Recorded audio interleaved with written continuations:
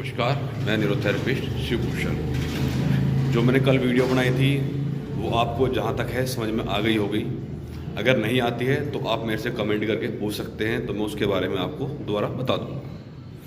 तो जब आपको ये समझ में आ गया कि स्लीप डिस्क और साइटिका क्या है और उसके अंदर में कौन सी एक्सरसाइज करनी है, अब हमारा उससे पहले का क्रम क्या है। अब सबसे पहले आपको रिपोर्ट में ये आता है कि आपके सर्वाइकल है या थोरेसिक एरिया प्रॉब्लम है या लंबर एरिया प्रॉब्लम है। तो अब आपको ये पता होना चाहिए रिपोर्ट देखते ही कि मेरे सर्वाइकल के कौन से मणके पे नीचे या उसके ऊपर नस दबी हुई है, या लंबर एरिया के अंदर में किस लंबर एरिया के किस मणके के नीचे या उसके ऊपर मेरी नर्व दब कंप्रेस हुई है।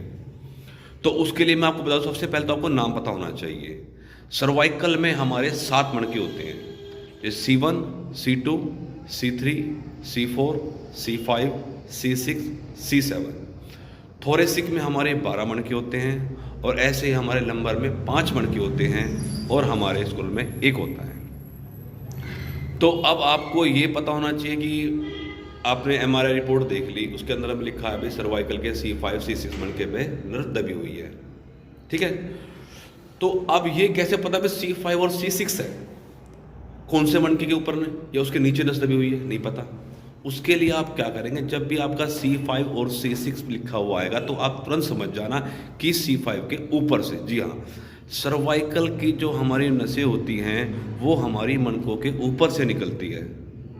जी हाँ, दोबारा फिर रिपीट कर रहा हूँ मैं इस चीज़ को, जो हमारी सर्वाइकल की जो नसें होती हैं वो हमारे सर्वाइकल के मणकों के ऊपर से नर्व निकली होती है, और थोरेसिक और लंबर के नीचे से।